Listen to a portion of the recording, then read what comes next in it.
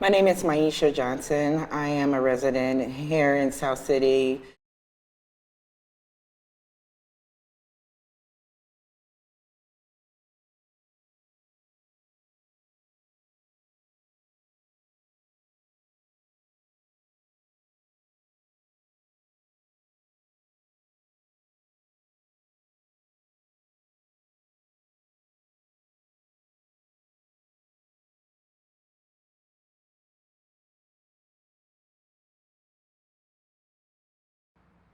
I have a son that has a lot of diagnoses that was misdiagnosed as a child.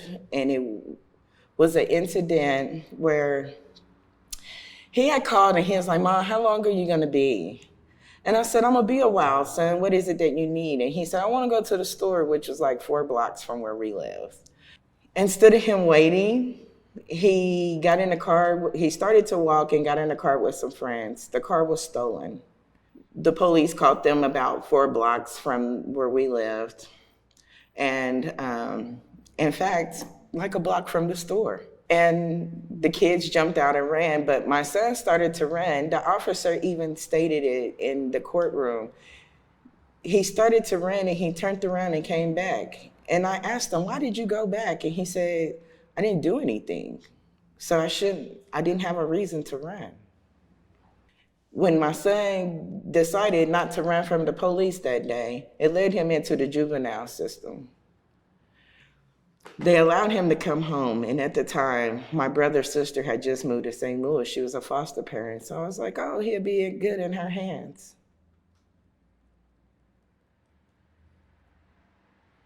I was homeless. He couldn't come to me. I had to send my child that I know everybody misunderstands to someone he just fucking met. His birthday came, he turned 16. I wanted to know why my son didn't come and call me, come and get a gift from me, nothing. Like, did he feel like I don't care that much? So I called, where's my son? Can I speak to him? What do you mean, can you speak to him? He hasn't been here for 2 weeks. I just assumed he was with you. They made me want to throw up. I called the Justice Center. We don't have them. I called the county. We don't have them. I called St. Louis Hospital. I called Barnes Jewish. I called St. DePaul. I called St. Mary's. I called Christian. My son's not in the hospital. He's not in the morgue. Where is my child? So I start going to the facilities. My son had been in the Justice Center for 3 fucking weeks. Nobody told me. They would give me court dates and he never would show up to court. Then they sent him off to prison again.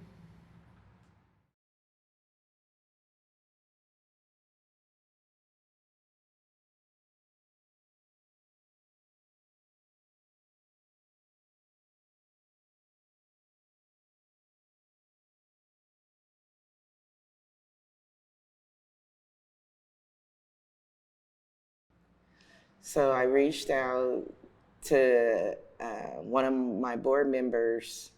She connected me to a guy named Mike Milton. And so Mike said, with your permission, can I reach out to your son? And I said, sure. And Mike said, we got a hold of someone at the prison. He said, yeah, and I told him that you told me the story, and I told him what we do, and I asked him, did he want to get involved? And he said, yeah, and I was like, what?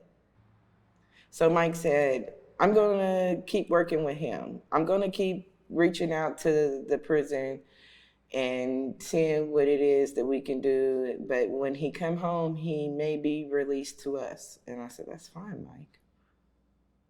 That's fine. Then he said, oh, he's coming home in the next month. I said, huh? He said, but before we get him home, we want to get you in therapy.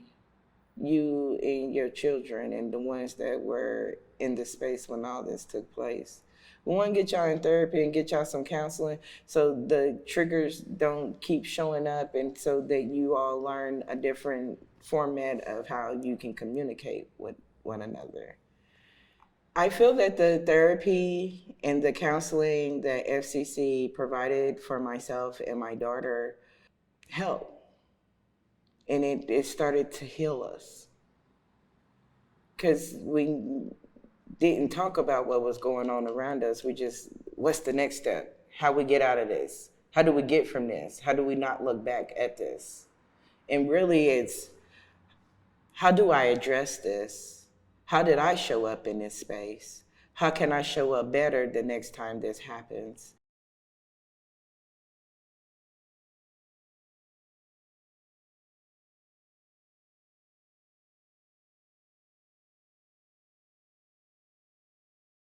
Freedom Center had equipped my son so well that he was able to defend himself and get the charges dismissed. No one can change your situation and your living experience until you're ready to. And that's where the healing begins. When you recognize what you bring to the table or the situation that got you to where you are, until then, nothing's going to change. Take a step back. It's okay sometimes to sit down and just be silent. And then take a step forward to what that new life could look like.